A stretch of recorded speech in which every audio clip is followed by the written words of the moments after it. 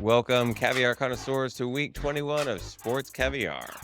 On this week's episode, we'll be discussing what went right and what went wrong in the NFL Conference Championship round. Should we normalize scoring over 70 in the NBA? There are some absolutely massive top 10 matchups this weekend in college hoops. But first, let's start with the NFC title game. We have the Lions were up 24-7 in the third quarter and proceeded to lose the game. Is this more of an indictment on Detroit or a tip of the cap to Shanahan and company for second half adjustments? No, this was Detroit shooting themselves in the foot multiple times in the second half. Look, we have lived and died all season with Campbell's, aggressiveness, the play calling, the fourth down plays, going for it rather than kicking some field goals. No, there were some second half adjustments on their end, but we had a costly turnover. Jameer Gibbs in 4 minutes they scored 14 points or maybe even less, but they drove down, scored. Our first play, we turned it over on a muffed handoff to Gibbs, and then they proceeded to score again. Tip my hat to Shanahan and the 49ers, but yeah, I think the Lions really gave that game to the 49ers. The way we were playing that first half was just lights out, and Gibbs didn't give a touch, at least a rushing carry after that fumble. We were only down 3. I don't know why we went away from utilizing him in the doghouse. We had plenty of chances. The fourth down play in the first half, I was okay with. The second half, not so much. They take the points, tie it up. I don't understand that one. And then running the ball towards the end of the game and having to waste time and 4 timeouts. Yeah. It's an indictment on Detroit. I think that it's a first time in the NFC Championship. They got ahead of themselves and just went away from their normal style. So tough, great season. Tough to see that happen and watch San Fran move on when we really deserved to win that game. What do you think, Elliott? You think it was a Detroit choking or San Francisco putting it on them? I think is Detroit choking 100%. It's not just the fumble, right? The drop passes. It's the ball that goes off the defender's face and ends up being an IU almost touchdown. Then they kick it over, they score, and then he scores right after. It was, I've never felt worse for a city after a game than that. Just for, hey, let's be honest. Detroit is an underdog as a city. That team was an underdog going in. That's kind of Dan Campbell's style. They come out swinging, and you got to think they were on cloud 9. And then to watch basically the opposite of what everybody holds dear in that city, right? Tough. Like, we're going to keep fighting. Like, things go wrong. Like, we're going to battle through it. And to watch your team basically not do that, kind of crumble with a little bit of pressure on the line. It's just not the city of Detroit. And I feel terrible for the fans because, hey, that's a passionate fan base. Sneaky part of that first half might have been closer to 50-50 than they want to talk about in San Francisco. Fans, Detroit fans traveled incredibly well. Yeah. And the moment maybe got a little too big for them. I'll say on the fourth down calls, I'm all for it. I love going for it. It's who you are. It's what you do. And what tells you everything about it, right? Everybody, oh, they shouldn't have done it. They shouldn't have done it. San Francisco gets the ball right after they don't kick the field goal and go straight down and score a touchdown. So you needed a touchdown. That tells you everything. You needed a touchdown. He made the right call. Maybe they made the wrong play call, right? But the decision to go for it was the right one. You feel the momentum. You feel your defense not getting stops. All that has to play into your decision making. He made the right call over and over again. He's done it all season. Would love to have a coach like that in Tampa because I think we got one that plays pretty scared and maybe loses that game a hair closer, follows the book. Maybe doesn't get blamed as much. But no, Dan Campbell did everything right with the decisions. But boy, it's everything that is a Detroit resident. And you think about that town building itself back up and what they got going. I mean, as a city, it's sneaky kind of a fun city now, by the way. What that city means to be tough, boy, to show it on the biggest stage in California and come up short and be a little bit, dare I say, soft in the second half. Boy, it's a tough one to take if you're a Detroit Lions fan. I'll be honest. I agree, Elliott. I do. I don't mind the play to go for it on fourth down, especially that first half one. We felt that momentum. We're like, look, if we can punch this one in here and go up 21, that's a whole different ball game, and that takes all the air out of that stadium. I didn't hate that, and obviously it was a great pass. Josh Reynolds played his worst game of the season with his drops. It's in his hands, it's in his chest. We all could have made that catch. Maybe 3 of those. Yeah, I think he had at least 2, probably 3, maybe 4, Mm. but it was just the second one, I just felt that take the tie, and then that way, because if you miss it and they go down to what they did, which is score, you're down 10. Like that, like at least even if you keep the field goal, take the points, we're tied up. If they go down and score, you're still 1 score away. Instead, we had to do the whole, we got to score a touchdown, plus we got to get the outside kick. So in my opinion, I think that second one was the one that I would have been like, hey, Dan, look, I love you. And I've loved every bit of you, and I still do. I'm like, I just feel like that one he's probably looking. I know he said he doesn't regret it, but I'm like, he might in the back of his head be like, man, we probably should have done that one. But again, It's also not a guaranteed make. That's not a no. 46-yard field goal. Yeah. That's 48 Yeah. right there. And Like it's obviously it's not not a guaranteed to go guarantee. in. No, and It's not a guarantee either way. But man, what you can't do in that moment, though, if you think about it, and if you think about your leader and of your team at work or your team here, like when it gets just get stressful, yourself. you can't go do the thing that you said you're not going to do, because then everybody's going to panic, because You're it's not like, gonna oh, the try head to guy's panicking. This isn't what we do. What's he doing? What are we supposed to? Should we all do something different? Should we all press? That's leadership, is to say, this is the style that has been successful. This is who we are. Stick with who we are. And I think he sent a message to the team. Unfortunately, they didn't respond. Look, that you got to tip the cap at some point. Brock Purdy made play after play, which I never thought he could make, but he sure did. He made plays running the ball that I didn't think he had in him. And so you tip the cap at some point and say, hey, that's impressive stuff. But you got to be who you are. And as soon as you start to cower, the whole team's going to feed off that. And so I think he made the decision, the right ones. Yeah. He showed, he's like, look, guys, I believe in my players, and he's going to trust them every time. But again, great season. I'm very happy with how it ended up with the Lions getting to where they got. Honestly, I don't know if I ever would have said at the beginning of the season that I could see them in the NFC Championships. It just, like Danny Gamble says, like it's tough to get back there. We don't know. So to be that close to getting to the Super Bowl, it does rip your heart out. It's been a hell of a ride. So Yeah, we'll I watch the Super agree. Bowl with all you Bucks fans. So cool. Yeah, so I would say the 4th and 3 in the second half was the one that I definitely had a big issue with. I think I threw that on the text with you guys. I think that, yes, you can go for it on 4th down, and if that's your identity, great. But there's also certain times in the game where taking the 3, it's just as important as converting on a 4th down, because in that particular scenario, if you would have made the field goal, then it would have countered the field goal that they just had, right? Or didn't they just come down and kick a field goal? Because you guys were I down by believe so. 3. You were down by 3. So I You're know that. countering 3 with like a 21-0 run or something, like 24-0 run. Like it's not apples to apples. I No. But yeah, but a score, let's say he makes the field goal, a score, it really does stymie the momentum. It does. Whether it's a field goal or a touchdown, it's a reset button for Detroit, because It the shuts game would have down the been seventh. tied. And what just made me go irate was the 3rd and goal from the 2. Why in the world are you running? They still had a chance to win that game. You just can't run on 3rd down. Now, if you want to run on 4th down, fine, but you can't run on 3rd down. You need the timeout, you freaking idiot. What are you doing? Agreed. Or So don't call now, timeout, or get up there and run a play. Like, yeah, Run the play. if you yeah, kick it with 30 yeah, seconds and you got 3 timeouts, you still get it yeah, back with yeah. 20, 10, 15, Don't 15 seconds. You can still play the game. You can't call But timeout there. What are you you can't doing? you can't do So either of those 2 things, and you definitely can't do both of them. And so yeah, that's a great point, Javi. So yeah, fine, go for it on 4th, but you can be a catch at some point with a minute left in the game. That's all clock management. Make the right Yeah. strategy moves in that particular scenario. What could happen? You get the ball back with 45 seconds left. Need a field Come goal. on, babe. San Fran's I probably mean, expecting to a rely fastball on an game, or onside do they kick stump is us? just, yeah. Onside kick's less than 5%. I know. So It was just baffling to me. I was like, you just gave them the game on that stupid run play. You So, panic. but then in the AFC, so Elliott was proved to be right about the NFL and Taylor Swift. It's all over ESPN. It's all they're talking about. It is. I saw a whole post about whether or not Taylor is going to be able to make it to the Super Bowl, and how she's going to be able to make it based on her tour and flights and days and all this stuff.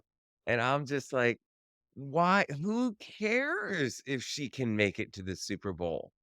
That's Millions of people ridiculous. care. I care. Yeah. I care as a Swiftie. Look, hey, in the words of the wise Wu-Tang Clan, cash rules everything around me. Cream gets the money. Dollar bills, y'all. I mean, when it comes to it, sure, the Chiefs had to play a great game. They absolutely did. But man, if there was a way to influence that, to get Taylor Swift there, I can't wait for them to use all the Santa tracking technology and just like slap Taylor Swift's face on it as she travels across the Pacific Ocean. And like, she's now landing in Los Angeles and now she's up in the air on her way to Vegas. Like, it's going to be a treat. I'm excited for it. You got to just embrace it. Taylor Swift. I don't want to embrace it. I'm not going to embrace it. Don't be It's a making me hater. want to Don't root be a for hater San now. Francisco. So my question to you, Elliot, is do you think that the outcome of that game was a Patty Melt statement, or was it a Lamar zany Flowers choke job for Baltimore? You know what? I'm putting this on Lamar. Look, if you want to be an elite quarterback, if you want to be considered an elite quarterback, talking about this loud, you got to win that game. We talked about this with Joel Embiid. We were talking hoops. The playoffs is where quarterbacks cement their legacy. Regular season's great. That's awesome. He hasn't been winning big games since he was in college. Didn't beat Clemson. You all with that. Like, there are teams that have, when the lights have shown brightest, he has not shown up. So I think this is an absolute indictment on Lamar Jackson. Look, he's not, you're going to get rid of him or anything like that. I think he's one of probably the top 5 quarterbacks in the league, but he's not in that same conversation. He's not in the elite conversation with Mahomes. I think Mahomes didn't have the greatest game, but when he needed to make a play, he made it. And he did it the entire second half. And Travis Kelce was obviously, I felt, the best player on the field and just dominated that matchup with Kyle Hamilton in a way that I don't think a lot of people expected. Kyle Hamilton being probably was all pro or one of the elite safeties in football. He just dominated. But no, I think this speaks 100% to Lamar Jackson. You can't score 10 points and go out there and consider, say, I'm an elite guy. I'm the best guy in the league. Nope. That guy's on the other sideline. He's going to Vegas right now. Yeah, especially at home. Bern, do you think that so I think that we could probably agree that it was more of a little bit of a choke job on Baltimore here in that particular game, but would you put it on Lamar or Flowers? No, look, I honestly put it with the play calling. I don't think that they had a great game plan going into that. They have dominated on when it comes to running and some zone reads, and they didn't do much. But aside of that, look, obviously the forced sack fumble cost them. Lamar didn't play great, but he did have that one hell of the throw / catch on his own. I thought he was gone. I did too. I thought he was going to out the go. gate right there. I think after the first half, he was the second leading receiver. But Zay Flowers, that guy, he needs that. That's some bonehead plays, man. The taunting. That was huge. You can't sit there. Soft taunting. He stood over him. And he threw the ball at him. 9 ahead of 100 times. Cool. I would sit here and tell you there should be no taunting in professional football. That should not be a penalty. You're grown people, and if you want to stop it, if you don't want him taunting over you, don't let him. Look, I agree with you. But if it's the rule and he knows it, that's a bonehead play by him and cost that team. And obviously, with the fumble, you gotta hold on to that damn ball. You got it. He could have ran into it and just fell in. Man, a fumble at the 1 yard line, bro. That's brutal. And they needed those points, man. Oh, desperately. Same job, right? He's thinking, I'm gonna make up for it right here. We're gonna get this all back right here. I feel bad for the guy, but I just feel it's a choke. I don't know. I call it a choke, but it's Kansas City outplayed them, man. Kansas City played a better game, a cleaner game. I think it's more of just KC was better that day than I would say with the NFC Championship, where the Lions did give that. Had a bigger lead, yeah. I feel like Baltimore was, after the first series, it was just like, it was KC's to win it. Don't bet against Patrick Mahomes in the damn playoffs. That's for damn sure. And yes, Travis Swift, good Lord, 11 for 11. He showed up when he needed to. Yeah. Did it for his wife. I didn't realize he's chippy. He was getting fights like all game. He's probably trying to act like a big man, like a big shot in front of T Swift. But doesn't he? I mean, now he has he has the most receptions in the playoff type thing. He set some record. Yeah. If you're Baltimore, the game Nice. plan is guard Kelsey because who else is he gonna throw to? Valdez Scantling? Come on Yeah, here. exactly. Like, But that one hell of a third down play call on that too Made the about play. Penn Scantling. Yeah. Damn. But I agree with they, Elliott. they, they I came to think play. Travis Yeah. he outplayed Kyle Hamilton's he's a bad dude. That's a dog. Mhm. And Kyle made him look like a little, to be honest. So I think we spent enough time on talking about the losers here. So there's two teams move on, and I think that it's going to be a really good matchup. We're going to do a full deep dive next week on it, but just preliminary thoughts. I want to hear Elliot. What are you thinking about that game? What are your early vibes telling you? Yeah. No, I think Taylor's going to make it. I think she's going to be able to make it from Tokyo. Oh, you're talking the game itself. Got it. My Yeah, bad. the game, the game. I thought we were still talking. We were soft talking Swifty. It sounds oversimplified, but one team has Pat Mahomes and one team doesn't. And that defense for Kansas City's legit. Look what they did to Lamar Jackson. They are going to take away, I think they're going to take away Christian McCaffrey. They're going to say, Brock Purdy, you got to beat us. I don't think Brock Purdy's good enough to beat them consistently the way that Pat Mahomes is going to score. And Burns said it a second ago. You don't bet against Pat Mahomes. You just don't do it. As goofy as he is, and as annoying his wife is, and as creepy as his brother is, when it's the playoff time, it's tough to put against him. And one thing he doesn't get enough credit, Andy Reid. That guy, he draws things up really well. I just don't see a way that they're going to match up with Kelsey in that offense with what Patrick Mahomes can do. And I think that they win it and could be maybe even handily. Vegas has it. The early line is at -1, so they've got it as a coin flip as it stands right now. Who knows if that line, how that line's going to move.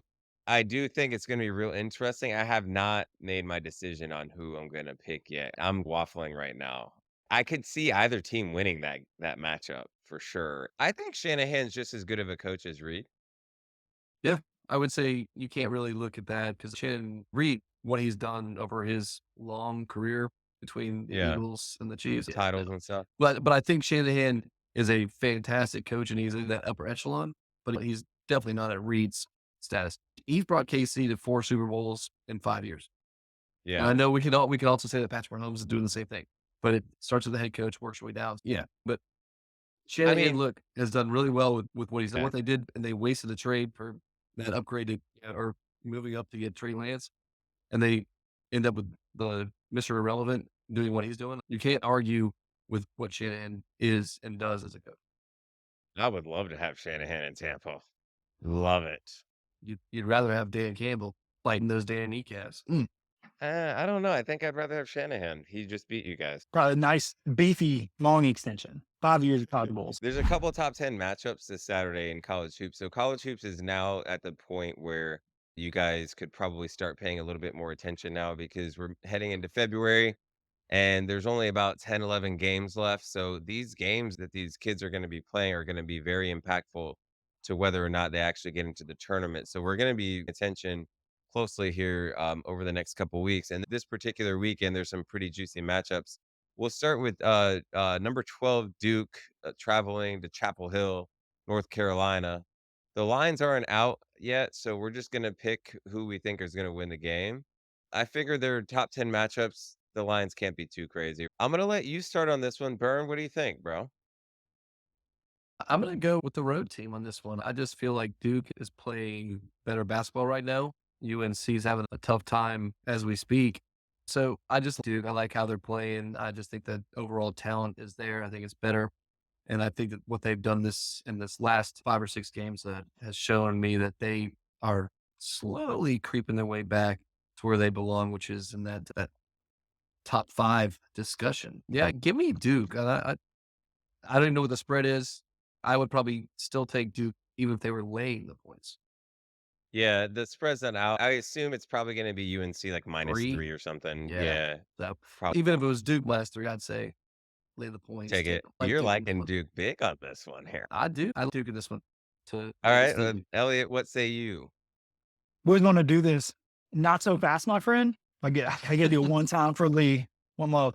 Not that he's dead, but Yeah, pour one out for sure. no, I think I like that North Carolina team. I think that North Carolina team's really tough to beat. They got two really good guards, RJ Davis, Elliott Kudo. I'm Well, also a you fan like his you of the like his name, obviously. I'm Yeah. a big fan of that.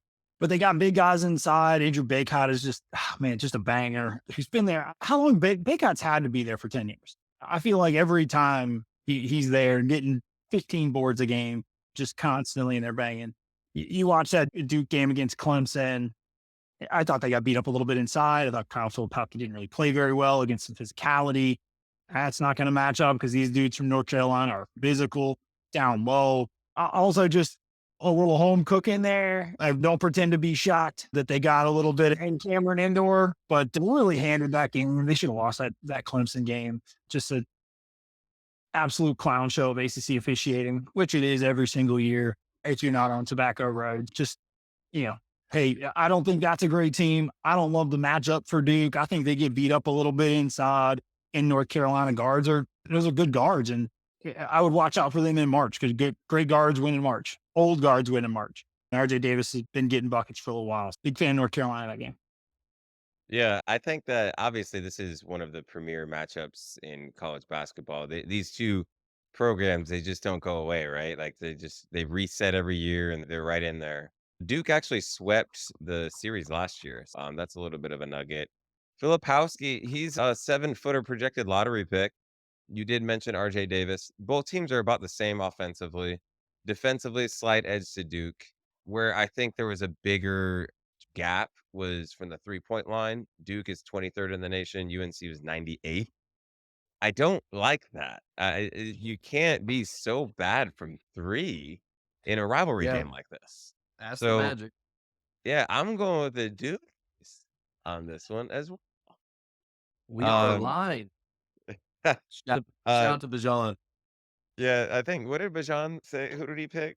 Oh, yeah, Duke. we got Oh, yeah. just so you guys know, North Carolina did lose tonight as well to Georgia Tech.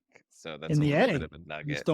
you just don't roll into McCaviage Pavilion in downtown Atlanta and think you're going to come out with a W. Yeah, Bajan I guess. aligned with Elliott on this one, UNC. Ooh, So, we got 2 and 2. Bob, I don't know, man. Um, I tell you, Bajan and Elliott they're a little more inside than we are when it comes to college basketball. It'll be a great game yeah. because they're going to, Losers have to wear a mustache. you're going to get some like March intensity. And that's what you love about it. It's going to be all in. So then sure. the next matchup is Tennessee, number 5, traveling to number 6, Kentucky. Kentucky's led by a top 10 prospect, Rob Dillingham and Reed Shepherd in the backcourt versus Dalton Knecht for Tennessee. I actually caught Dalton Connect live here in Athens, Georgia, against the Bulldogs, and I think he got 38 that day. That guy is a bucket. This is a great matchup. This is a moneymaker for him. If he has a great game against the athleticism and the length of Kentucky, he's a lottery pick.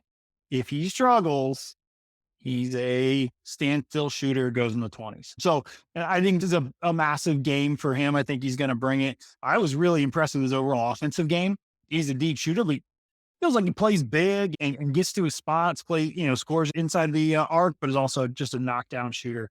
But Kentucky's guards are awesome. I think they're going to give Dalton Connect a ton of trouble. I think he's going to have an off game and try to chalk it up to some nonsense reason that maybe he just ran into this. This is what it's like to go against elite players and elite athletes everywhere that you can't take advantage of. I think this is Kentucky's show, and they're coming out party for a really good team, and guards win in March. Watch out for Kentucky. Go ahead, Bert. Look, Elliott and I, we align. We do. No, I think Kentucky, this is their game to really put a statement. This is a statement game. Tennessee, look, they've got some great players, but Kentucky from Reeves on down, they've got 5 guys that average double digits. They play great defense. They outscore their opponents by over 12 points a game. Your opponents shoot 40% from the field, and then 30% from 3. I just think this is Kentucky's game to dominate, and I think they do. No, I wouldn't be surprised if they really do put one on Tennessee this game. So, yeah, give me Kentucky all day. Tennessee just lost to South Carolina unranked tonight as well. More breaking news. That just solidifies my pick. So it really I makes saw one on earlier. They were like 18-3. All right. yeah. Also, They're this going is to be not ranked good. after that. Yeah, they've Yeah. had they've For had a pretty sure. soft. I feel like they've had they have a couple like those good wins, and now this is going to really help. So From what I saw, Kentucky does not have a good defense. Did you look up their defensive stats? yeah. Yeah. If you look at their team stats, their offense is scoring 89 points. Opponents are scoring 75. Their field goal percentage is 41 for the opponents. Their Yeah. the opponent's 3-point percentage is 30 and 30 and change. 75. Yeah. So 75 is yeah. a decent amount of change they're giving up there, though. Well, I'm just saying they're You scoring gotta 90. you gotta be a little bit careful with some of that because of the pace that they play at. They're gonna speed you up. Because they've got better players, as they should. If you're Yeah. the better team, you should maximize possessions, and that's what they do. And they're gonna get buckets. They got the I'm big just looking fella, at the percentages. Yeah. There's Zvonimir Ibisevic They coming back. they They got finally the NCAA let him play. The Nazis at the NCAA let him go. He's back, and they got a big man to contend with now as well to go with those guards. So that's a good team in Lexington. Yeah, they can light it up on the offensive side of the ball, but they were 288th on defense, by the way. So that 74 or whatever that you're looking at, that's almost 300 in the league for total but points given up. look, again, but you gotta also look at the percentages too. So yeah, Not good. they're scoring, but 40. If the opposing team is shooting 40% from the field, like from 2-pointers, This is what's that's gonna not happen in great. this game. Yeah, this is what's gonna happen in this game because Tennessee's actually 46th in defense. So Tennessee actually likes to play in the lower bracket of the points per game. So tonight's game, Tennessee lost 63-59.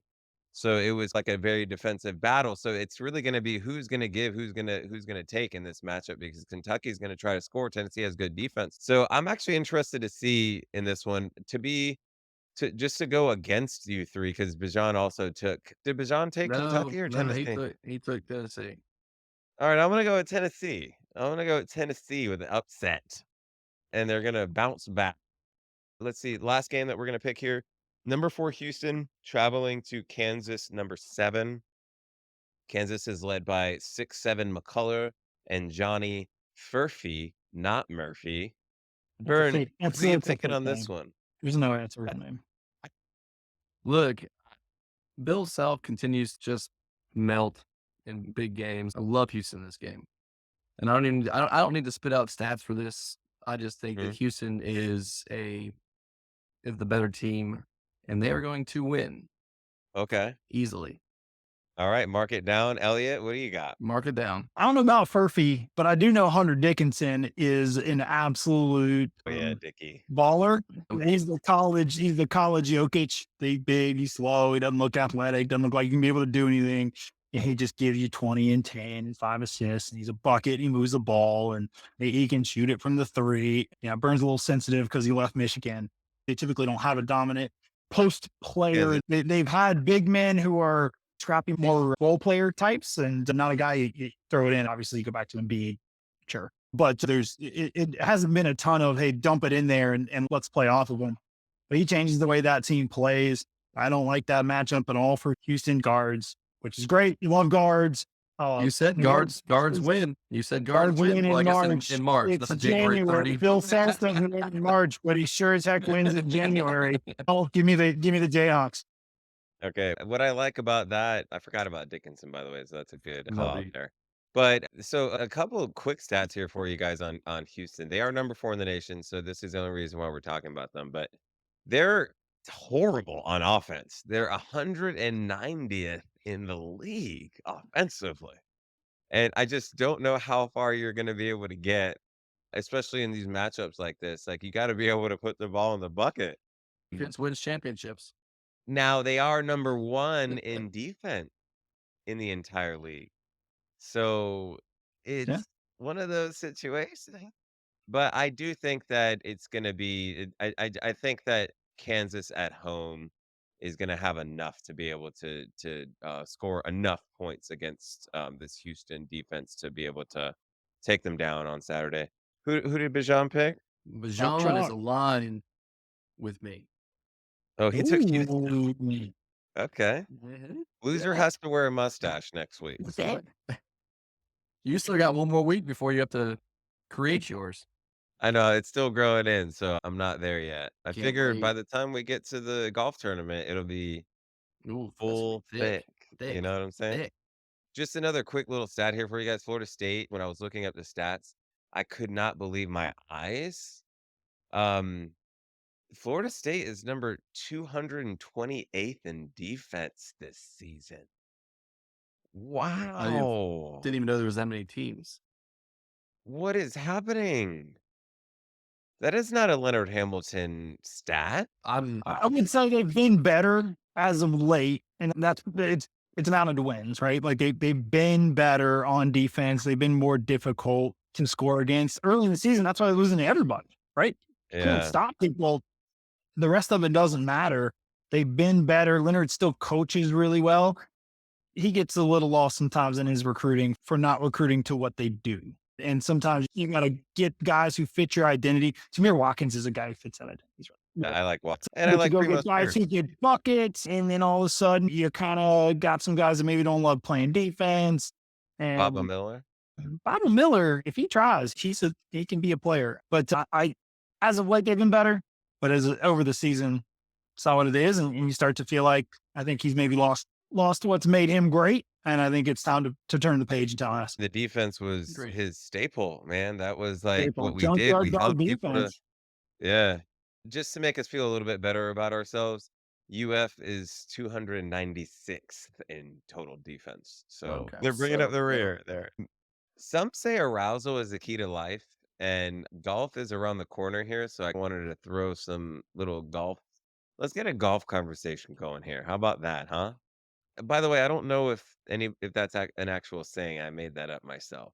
we're gonna roll So with it here. the Waste Masters is coming up, which by the way, if anybody listening or either of you guys have never been to the Waste Masters, you need to go to the Waste Masters. It's the best. It's like Oh one of the God. most fun Yeah. tournaments I've ever been to in my life. Have you ever been, Bert? No, but it's you see it on TV, it's like you want to be there.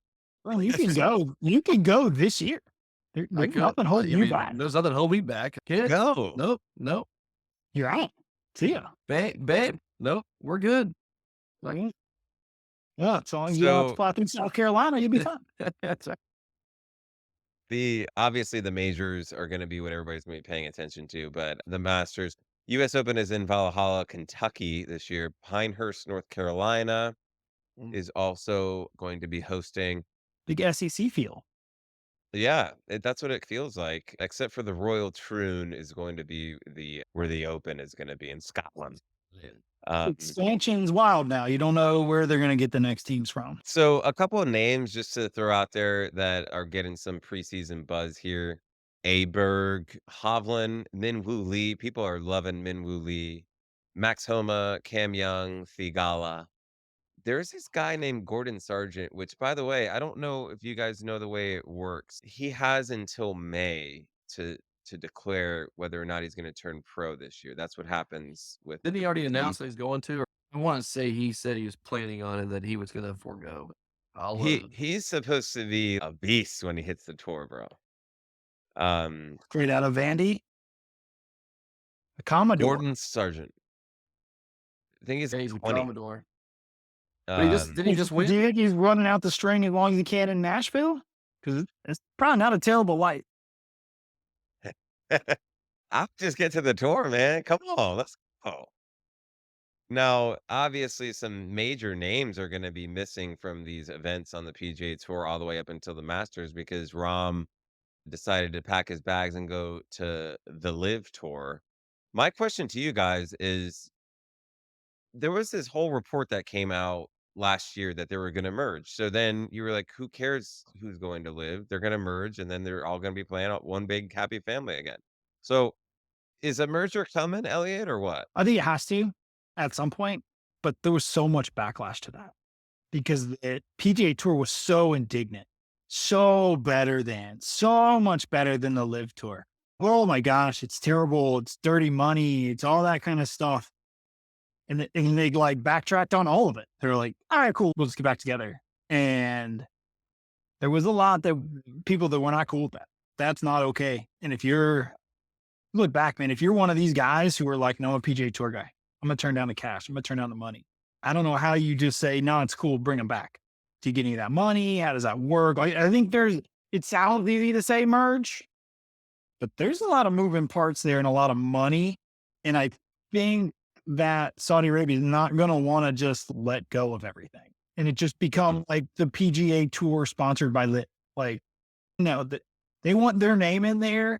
They are in the business of whitewashing all the bad things, or sports washing all the bad things that they do. They're going to keep doing this. They're going to keep investing money just like they're doing in soccer. They're not going to give that up. I think at some point, I think you have to merge because it's just, you got to figure out a way to make golf work. But I don't think it's in the short term. I think there's a lot to sort through here to get through it. So I just don't see it in the short term. Eventually, yeah, sides will come together, but there's too much benefit for Saudi Arabia to keep doing this. They're getting a lot of positive pub, right? Like they're doing golf. They're buying soccer players. They're doing this. They're doing that. Wow. I'm not gonna get political on this show, but don't look at the boogeyman behind the screen, right? Look over here. Look at the stuff we want. They're like a magician right now. So they're not going to back off. They've got all the money you could ever dream of. They're going to keep spending it. It's going to be a decent product. But until they're playing every week, I don't know. I've never watched a live tournament in my life, and I'm not going to start. The PGA Tour tournaments are the league tournaments, and you have. Yeah. And I didn't realize I was in the midst of a live guy. It's well, I watched one tournament just to see like what like how it would make me feel. And it was so boring. I was like, God, I do not give two craps about this tournament right now. Like, Nothing. I don't care who's playing on whatever team and what team wins and it's just stupid to me. But I think that it's obviously all going to come to emerge. The report that I saw, it said that by June of this year, they're talking about making sure that it happens. But my question to you, Bern, so Rom signs this $300 million contract, right? That's fully guaranteed no matter what happens if they merge or not? Or how does that work? That's pretty much that 300 million signing bonus. Hey, thanks for coming to play on the tour. Uh, I think a merge is inevitable. I think it has to happen. I just don't know when, because as long as Liv can continue to pay and get the elite players to make the switch, where's the benefit for them? They could literally just recreate the PGA and come up with their specific they have to do a better job. Obviously the where's prestigious, their revenue coming from though? Nobody's going to these events, are they? Like, they don't need, Oh, they have well, it for everything else. I mean, well, what doesn't matter about that? That's like, look, money talks, it and just doesn't matter. Like, it just here's doesn't. 300 million. Like, you have Rory, and you have JT, and you have Tiger, and you have all these other guys that are like, that have made a pretty good penny on the tour, right? They don't need to go over there and do that. They have their endorsements. But there's some guys like, look, you're going to pay me $100 million, and I'm usually getting like 30th, 40th of these PGA Tour events. Yeah. See ya. They just signed Carl Hatton for. And you can wear shorts on the events. Come on. But no, I think that it has to happen, because for both tours to have elite players and to really have the best players in golf playing in these golf tournaments, we've got to come to an agreement and find a way to merge. I have no idea what that looks like. There is way too much details and moving parts that I couldn't even fathom what it's going to look like. Something has to happen. There's going to be one more big domino. They got Rom, that's huge. If they get somebody like Scotty Scheffler to sign with Liv, the PGA is gonna have no other choice but to just succumb to whatever the deal Liv wants to make and just get those golfers back. I haven't been able to secure a lot of the elite Americans, and maybe that's where they've like that. You don't think that Brooks Koepka's elite, bro? I hate him. He wins. He's good at majors. I love the guy. Florida State guy, cocky. What else matters? He only wins like, if you're not Tiger yet. Ty Bar, man, you're the best ever. Or like you're Tiger, not baby. Bernie time. About there, Tiger Woods, man, that's the man. And ain't nobody's gonna come close to that. But I just think that like you're saying, like a Scotty Scheffler type, like that top 10, top 5 player. And you start. Losing Rom was huge. Rom was huge, massive. Yeah, but 300 million, shit. See ya. I don't ES blame him. If ESPN comes at me and says we're doing 100 million, I'm gone here. Sorry guys, sports caviar. I'm out. The number is probably slightly lower than that, but I don't know how he's paying 40,000 you, with but benefits. Yeah. yeah. So funny. We'll be on the lookout. I'm really excited for the golf season, especially majors. I'm hoping that Kepka gets one this year. I'm hoping Scheffler gets one. I don't think it'd be awesome for Tiger to win one, but I don't know. He He just wins looks another like one. I'll put money on it. He wins another one before his career's over. he better start I'll doing it take that. sooner than I'll take later. that bet. I'll I don't take know. that bet. Could I be don't, a I year, don't think he 2 can years, play 3 4 years. rounds in a row. So Oh yeah. I think that's a He wrap. played. Yeah, we're Um, fine. Everything's fine. He's bionic now. He's solid. His body has fallen apart, bro. But you watch him out with playing Um, with his son in that tournament. He's not losing distance. He's not losing his swing. It's it's just just the the injuries. I'd stamina. be It's the concerned about stamina to the be able to hold injuries. up. Yeah. I don't know if I he can get it. do it. He can do it for 4 days and just like a miraculous year, and that's what we're gonna call it. But he's gonna win another major. It would have to be Augusta. It's gonna have to be Augusta or a British Open style. I don't think the U.S. Open or PGA those courses don't suit well for him. He was terrible at the British Open last year, wasn't he? He Or the was last time he played? he wasn't in the best of does anybody do better commercials than the Masters? Just no. God. get you jacked up right in the middle of a football game. I'm like, you know what? I would turn the Masters on right now. You know what? I can't wait for April. Yeah, let's go, Yeah. man. Look at the flowers are already blooming. We're ready to roll here, Ready. Augusta. It's great. Koepka broke my heart last year at the Mm. Masters. I thought he had it, but then Rambo just came back. So we'll see. Golf is on the horizon, folks. We're gonna play a little game, the fried chicken game. But if you're in the Florida area, you guys don't have Publix up there, do you, Elliot? We absolutely do. And I Yeah, it's a only shop southeast. at Publix. Yeah, it's all in Southeast. Okay. Think it Uh, goes all the way up so- to at least Go up to South Carolina, North Carolina. It's they have it in South Carolina. North Carolina, I don't think. I don't They know have if Piggly Wiggly in North Carolina. I feel like you say the Piggly Wiggly so derogatory. Yeah, When like, you say I it. had a Like good you're pop. really talking down to the people of North Carolina. Oh, let me tell Wow. you. Let Oh, me what do you tell do? you. I, Piggly Wiggly or something? I did go I to a was place in guessing, North I don't Carolina. know. I did go to a place in North Carolina. A buddy of mine was like, "Hey, we gotta go pick up some food and beer. We're going to Lowe's."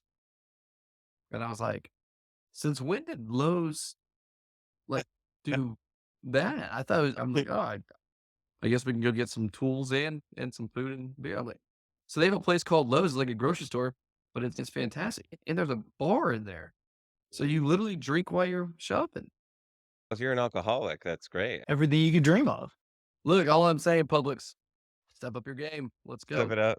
Yeah. So this is obvious. So I'm gonna give you guys a name, and then you're going to give it a classification. So it's gonna be Publix fried chicken level, or if somebody said we're staying in tonight and we're just gonna bake some chicken breasts with no Mm. sauce or anything on it, No just season. baked chicken. Yeah. So those are the two categories. I'm gonna give you a higher.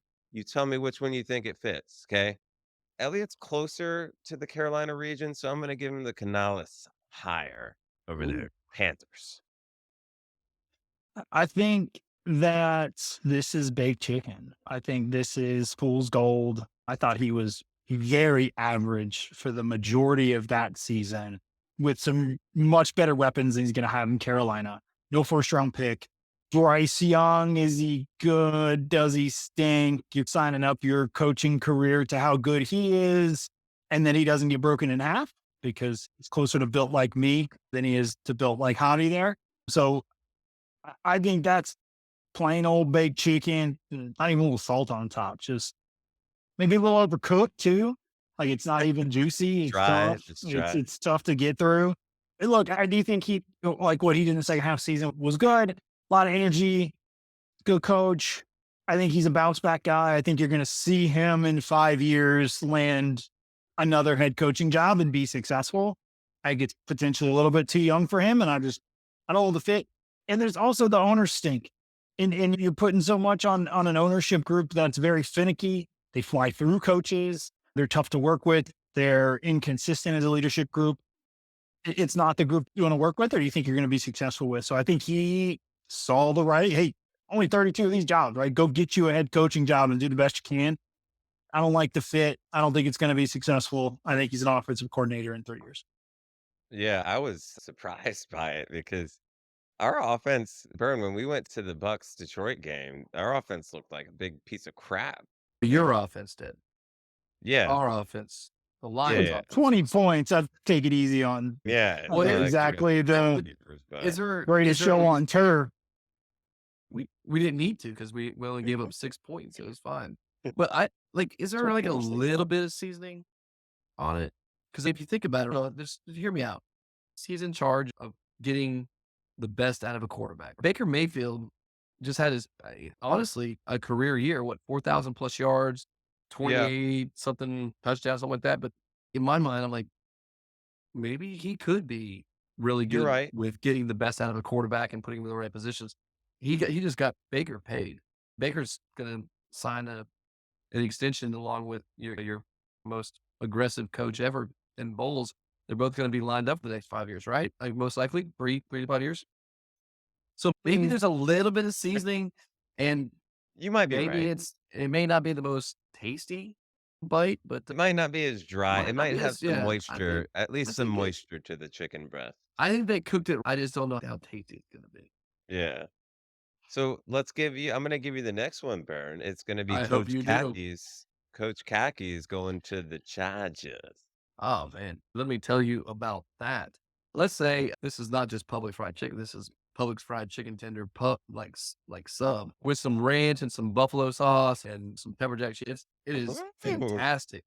No, I think it's the perfect fit. Like again, I saw the writing on the wall. I expected this, and then if you look at all the head coaching spots that were available, the Chargers just felt like the perfect fit for Coach Khakis. You've got an elite quarterback. He everywhere he goes, he gets the best out of the quarterback play. So you expect Herbert to take that even farther step to becoming top 5 quarterback next year. If I had to guess, but he's got that defense. He finds a way to make the best out of the defense too. Michigan was always one of the top 5 defenses in the country. He'll get the right coordinator in place. Boy, I He's wonder already if that had anything to do because you knew the plays. That helps. But Not against the rules of the not NFL. against Not against the rules of the Alabama, NFL. and Totally that's fine. obviously perfectly fine. And so he's in a great spot. But the Chargers have talent on defense. I just think that this is the perfect marriage, and I'd be very surprised if the Chargers don't make the playoffs this year. Like I think they're that's- going to make it. I think they can be that good because I think their offense is going to be heads and shoulders above than how they were this year, which is crazy because they were still pretty good. But their defense is where they're going to take a really big step forward, and so I feel really good about that one. Yeah. Enjoy I the totally- Chargers. I totally agree. I personally, the Chargers as a franchise felt like a soft franchise forever. Mhm. Hey, they're cool. They scored some points. They got really awesome uniforms. That was pretty sweet. When they Who lost out is the Powder Blues, like those are fire. Man, it just always felt soft. And Harbaugh has never had a soft team, ever. He's gonna change that place like Dan Campbell changed the culture of Detroit. And I think they've got a little bit higher tier quarterback there to take them to a different place. So it might take a year. Roast people the wrong way. He's a red ass about how he goes about things. There might be some shifts. You might see some players that leave that you got rid of Mike Evans or Mike Williams. Oh, I didn't see that coming. Or okay, he's gonna get the right guys who fit what he wants to do. But that's gonna be an entire you're not gonna think of the Chargers the same way as you did before. I always they're cool to watch in the regular season, but the playoffs, that team's kind of shot. And the same thing about the Dolphins, cool, go do your thing in 70. Well, Rather, they had you're gonna Phillip play Rivers some- forever. you're gonna play some grown man football. Where's the rings? Any rings? Philip, he's got 12 kids, no rings. Hopefully he's got one. I think he's got one at least. He's got more kids. He's got more kids than playoff wins. By a lot. Liz is not going to be happy if she listens to this. You're bashing her team. No, I'm not. First off, Elizabeth Davenport, who I love. I looked up like she did. She's a lit person. Still doing great. There you go. Lee First off, Liz is for a second person I killed off tonight. First, she's a Bucks fan. So let's get that out of the way. Diehard Bucks fan. Two, they hate the Chargers in San Diego. They just Oh, they bounced do out of now? San Diego, Okay. right? Yeah, But they they're in say they just LA. left. They don't like they're not big fans of that team, and The they Raiders have moved all over the whole country, and their fan base stays loyal to Raider Nation. The Raider Nation is Raider Nation, no matter where they're at. I thought it was gonna be the same with the Chargers, I but I guess will not. say I'm not tuned into the West Coast fandom, especially Oakland. I don't spend a lot of time there personally, so I don't know how many went with them. It'd be interesting to Vegas. ask. I don't know. In Vegas, I want to go to the stadium. It sounds awesome, but I don't know how much Yeah. are sticking through. But I think that the Chargers are going to pick up a lot of fans with Harbaugh. Yeah, I'm gonna give you this one here, Elliot. Publix fried chicken or baked chicken for Raheem Morris returning to the ATL? Raheem the Dream, man, he coined Youngry, right? Young and Hungry, I think, with that Buccaneers Mhm. team when Yeah. I think they were 4-2 at one point, and they're Youngry, and here we come. Yeah, then he won 10. Look, uh, he got thrust into that role too early. He wasn't ready. He wasn't prepared. Never even been a coordinator. He was a defensive backs coach. I think what an old white guy did in Malcolm Glazer is looked and they saw Mike Tomlin leave and go be a great head coach in Pittsburgh. And they said, oh no, we're going to lose another young black head coach. And they threw him into that role because they're afraid they're going to lose him. He was too young, too early, kind of Dave Canales then. Now, like, I think he's the Mhm. second time around. Boy, I love this hire. I love this hire. I think it's a perfect fit for what they bring to the table. Love that they brought in I think he's the quarterback's coach, Zach Robinson, if I got his name right, Yeah. from LA as well. They've got to find a quarterback. No doubt about it. But if they can find a quarterback that is halfway decent, I think that has a shot to be a great fit for the team and a great fit for the city. I think he is an elite coach and will be for a long time. As far as chicken, it's like some Nashville hot chicken. This is the Oh, good, great. and it's Right? going to be He even got rid of Nashville. Publix. Maybe like chicken and waffles here in Atlanta. Maybe go Atlanta a little bit more than Nashville, but it's Gladys Knight's chicken and waffles. Like, it's the real deal. I think that's going to be a fit like a glove, and a guy that's going to be a pain in the neck for Buccaneers fans for a real long time. Yeah, so I think that we'll have to see about that one, but Russell Wilson might be a good quarterback for them to go after. I don't know if you believe in Russell, but he would be an upgrade for what they had. So maybe. I don't know. You would We'll be have an to see. upgrade from what they have. Yeah. It's rough stuff. Can they get into Jaden Daniels? I think that might be a fit, and I think that we might have a problem in Tampa. Burn doesn't So like it. Burns on baked chicken. I want to hear it. But no, I'm not on baked chicken, Elliott. Look, I get it. I think you're right with the idea that he got thrusted into a head coaching position too early for him. He wasn't ready for it. He's a little more seasoned. I think he's got a better idea of what needs to be done as a head coach and so I think he's going to be good for Atlanta. I don't know if it's Nashville hot chicken. I don't think it's a public sub.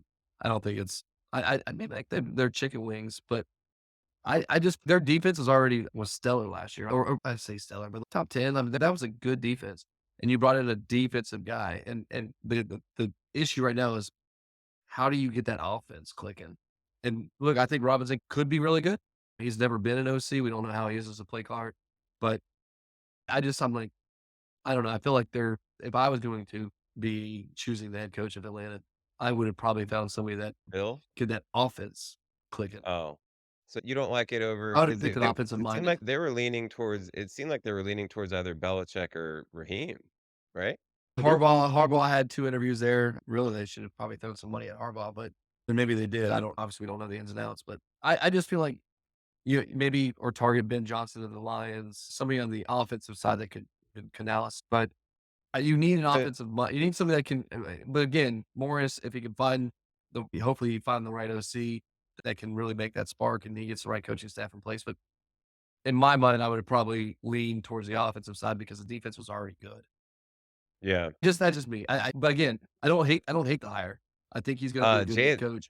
But yeah, They got weapons on Jay offense. they do, but that's the thing is like bringing in an offensive coach that has an offensive mind that can say, look, I can get those guys because we have Need elite an players. OC for that. But do we have? And we don't know where he brought in first time OC. So I like all those Yeah. things in my mind. are a little, I have a little, I but I hope still he think it's I a good hope he hire. fails. I hope he fails because he's in the NFC South, but So true. Jalen Ramsey was, like, touting it big time, saying he was, like, the best, coach the best defensive coach he's ever been around, so Yeah, that's bodes a well good for the defense. endorsement there, yeah. Last one on the fried chicken game, and it's gonna be Sharon Moore for Ooh, Michigan. that I'll give this tasty one or to you, what? Bern. Yeah, no, look, I don't think it's baked chicken. I don't think it's the chicken tenders at Publix. I think it's a happy medium. I think it had to be done. He's a proven coach. He showed what he could do because he had to sub in for Harbaugh for those last 3 games. Which, if you're going to have an audition to be a head coach, on the road at Penn State, on the road Maryland, at home against Ohio State, and you win all three and bring us to the Big Ten championship, so then Harbaugh could come back and coach us to a natty. The players level, he's a passionate coach. He's genuine. You can, but just by his post game speeches. Hell, after that, after those games where he's cursing on the sideline and crying, and it's hard not to love the guy. Young guy, 37. The players absolutely have already backed him up and said, I think as soon as Harbaugh said, "Hey, I'm gone," the offensive line pretty much was already just screaming it like it's Moore's time. And so it is. I think that it helps with continuity. I think it's going to help with the recruiting to hopefully keep most of the players, and we're not going to lose as much to the portal. So the attrition hopefully will be reduced. I think I think it was the hire that we all expected. It's the hire that needed to happen. Is it the flashy hire? No. You could have gone after Brian Kelly, from what I understand. Matt Campbell at Iowa State, the dude from Kansas. The options with bigger names and experience, but I think he's earned it. I relate it to the Urban Meyer drop off, give it over to Ryan Day, and we see what Ohio State's done. I mean, always a top team. Yeah, I I like the hire. I think it was what he's earned it. He deserves it in the players level, and I think that's going to help. And he's going to have the right staff behind him. And I like it. I don't love it, We but I don't like. I like it. I like it. Don't love it. Sounds like you're we selling yourself on it. Yeah, I'm selling myself, Like, and you have to, because look, at the end of the day, it's Michigan is a job that people want, right? It's just like Florida State, like Ohio State, Georgia, Alabama. Those people want to coach those programs. So it's hard to say that we're just going to hire internally with an unproven coach, but at some point you have to give it a shot. And the guy has shown he can coach, shown he can call plays. He again has the players behind him. So I think it was the right move, especially with the fact that we were late in the game because we had to let Harbaugh do his thing and go through his interview process to keep the continuity, to make sure we don't lose our current recruiting class and our current players. Because again, we're gonna have 30 days to see who enters the portal and all that stuff. But so I think it was it's a good hire. Like at the end of the day, it's a good hire. Yeah, That's all I I got, think buddy. there's gonna be a drop off, obviously. I think there's gonna be a drop off, obviously, in Alabama. I guess Ryan Day did a pretty good job of keeping Ohio State relevant after He Urban. did. He did. That's why I think But that this could be similar, just because yeah, Sharon has already coached Michigan and shown that he can win with the team. Obviously, we're losing quite a bit of players to the draft, but I think that he can keep us at that upper echelon of the Big Ten.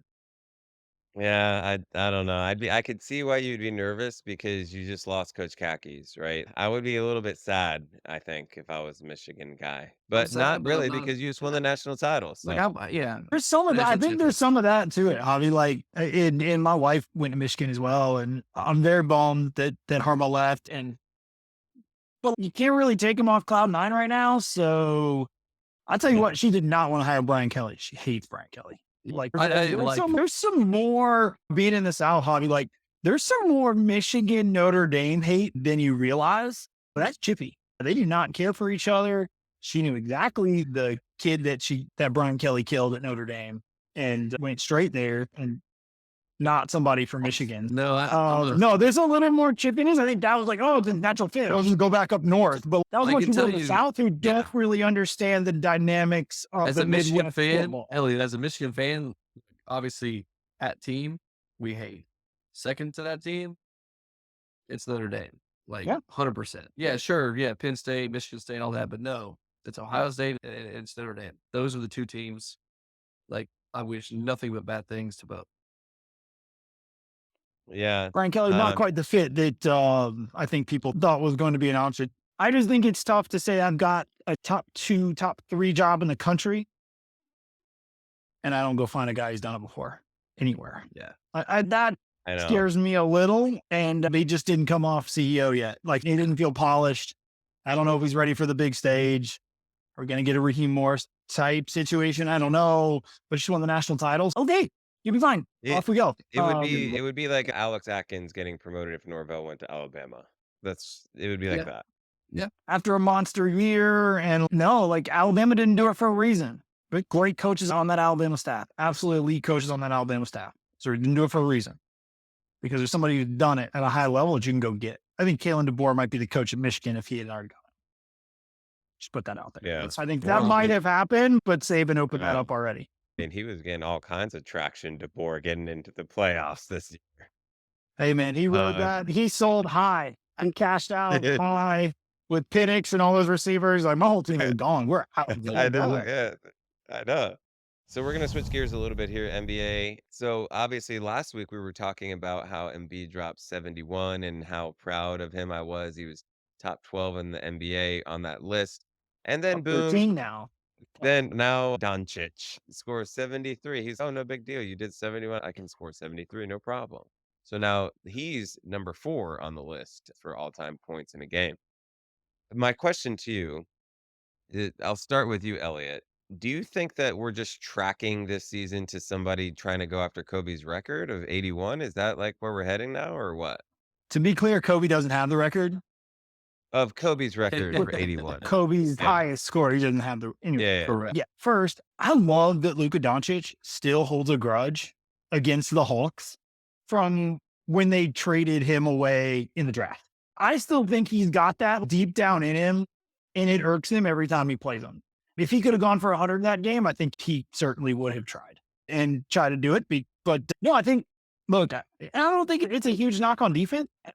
These guys are so good offensively. It is unbelievable. Everybody's got the clip of him going up and getting the layup because nobody's covering him. And maybe I like 6-8 points that way. I do drop 74, excuse me, not even 72. 73? Maybe something in there? Something like that? Attaboy. Well, one of those numbers up there. I was hoping he'd go for 77 with the jersey number on the back. The But jersey. Oh, no, that would've been dope. they are, you watch them play, it is unbelievable. They score at all levels. He's shooting a 3, but he also passes. Like, he's not like, that one a 0 assist effort either. Like, he's passing the ball, he's leading that offense. He He had is 10 an rebounds. unbelievable scorer of the basketball in all different ways, and he's really difficult to stop. And I think there's more guys like that in the NBA than there have been, I don't know, since the early 90s, like maybe ever. Like, the skill level in basketball has continued to rise to a point that if you don't have the right guy on defense and somebody just decides, hey, we're not going away from it. All right. Like, coaches just do weird stuff. Like you were talking about Harbaugh, and like, all of a sudden we're going to let Lamar drop back and throw it a bunch of times. We're not going to hand it off. 6 carries to run it. Guys, coaches are like, oh, let's run this, let's run that. Some coaches are like, no, man, you can't stop Luka. Again, because you can't stop it. And they just give it to over and over again. I love it. But I just think if you watch these guys play, the skill level in the last decade across the board has gone up. It feels half the league has a 25 to a legit 20 to 30 point scorer on their roster. And you get the wrong matchup, you get exploited. And if somebody wants to embarrass you, it feels like they're going for it. 30 is nothing these days. Yeah, that's my concern. It's average. Like, think about the defenses. Who do you think the top defense is in the league?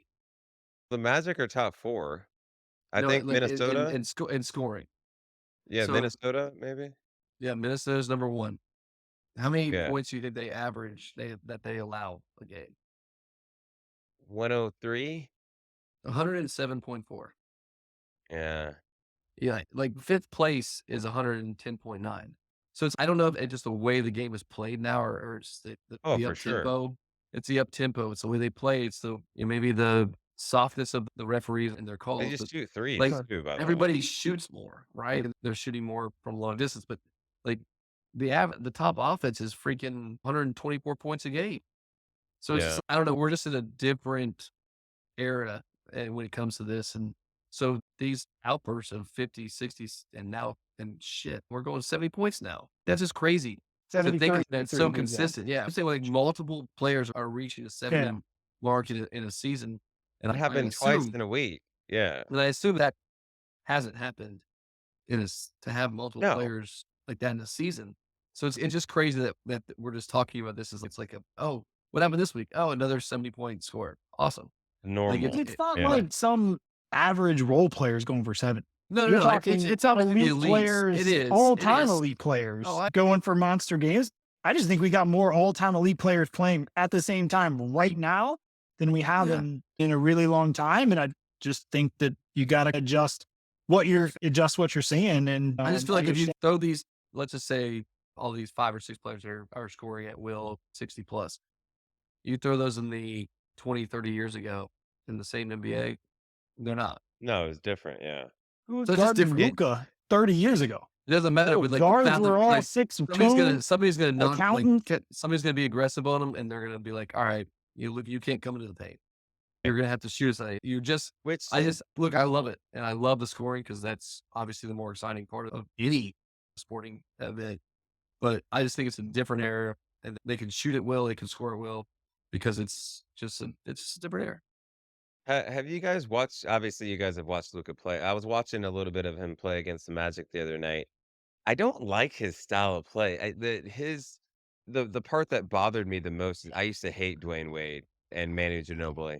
I don't like players that like take it in and James Harden and just they flop, right? Like they do a lot of the arm motions, and if you get anywhere near them when they're about to go up for a shot, they're gonna flail their arms up in the air like they just got murdered. LeBron James, another one. I hate it. And so, like, he did it so much in that game that, like, he would fall to the floor. He wouldn't even run back on defense. He was sitting there talking to the ref for 45 seconds about how he should have called a foul on the previous play.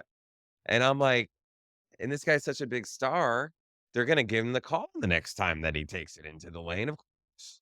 That's his style of play. I hate it.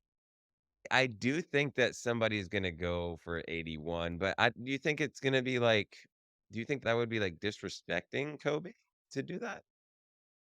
No. You gonna miss a shot because you don't want to get Yeah, a you don't three? want- No, they're gonna go and they're gonna get up there and be like, I can't believe Kobe was my hero. And Shea Gilgeous No, Alexander is gonna go for 84 tomorrow night. And then he's gonna be Yeah, like, I he'll love love Kobe Kobe. and it's all gonna be positive. But it's gonna happen. These guys, they're just so good. Like it is incredible the shots they make. And you guys say, oh, they would just get beat up 30 years ago. There's no way. Well, I'm not saying I if don't they think get it beat up, exists. but I don't think they're not going for 7. You were allowed to play more physical defense, and there was a lot to that, Less actually. free That was throws, less easy points. that's what made Michael Jordan so great is that he was able to dominate with that physicality. Other There's shot no bad makers, boys. like, There's no crazy. There's only one. The Pistons had 3 bad boys on their team, and All all we have dudes now would is get cooked in a pick and roll now. Somebody Yeah. walk him out, they'd pick and roll, they'd isolate him, he'd get cooked No, 3 times in a rain, then Beer would sit And- on the bench. That guy Now- wouldn't No, play. That wouldn't play 4 Elliott, minutes. He's out. They'd foul out in the first quarter. To me, it's like Those guys are accountants. Look now. at Those Draymond guys Green. are- Draymond Green would be absolutely elite back then. Now He would have been like he Charles gets Oakley. he gets suspended every other Yeah, game so and gets 3 yeah, technicals. I So mean, to me, it's he's. But punch I a mean, guy I'm in the saying, face. cool. But I'm saying, like, hey, man, you should have seen some of those Pistons Bulls matchups, man. So I'm, Oh, I'm yeah. aware. I'm a little older than y'all, so I saw him. it's legit. I look. I'm not saying that we don't have elite players in this league. We do. We have tons of them.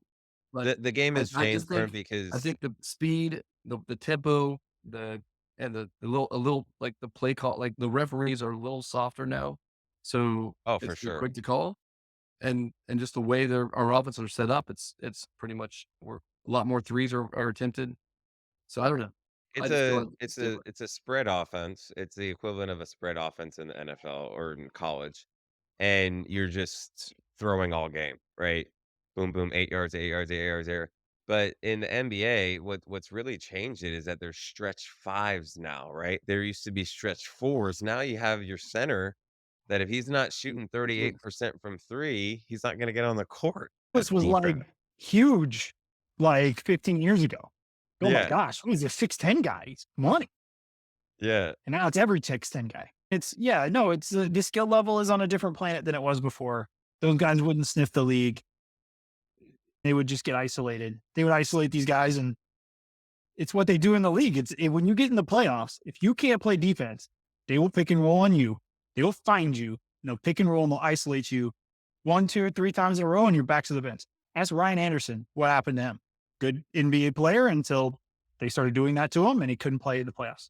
So I there saw are him at guys who can Vegas play in the regular actually in a season, pool who can't party. play in the playoffs, and they will isolate you. They will embarrass you, and that's how teams go now. But You think fun. Ben Wallace would be able to survive in the NBA right now? I think he wouldn't start. I think he could be a backup 10, 15 minutes a game against the right matchup, right? Like a guy who can like when they don't have a stretch five that's going to kill you out wide, he's worth it. But I don't think he plays in the NBA right now. I don't think he's That's started in the crazy, NBA. right?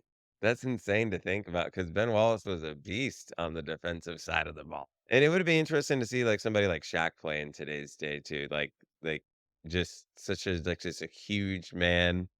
Because Wembanyama is not like that. He's 7'5" or whatever, but he's not huge like Shaq. He's not girthy. Wembanyama looks like a guard. He is crazy. Yeah. Like he plays like a guard. It is very. It doesn't fit the eye, right?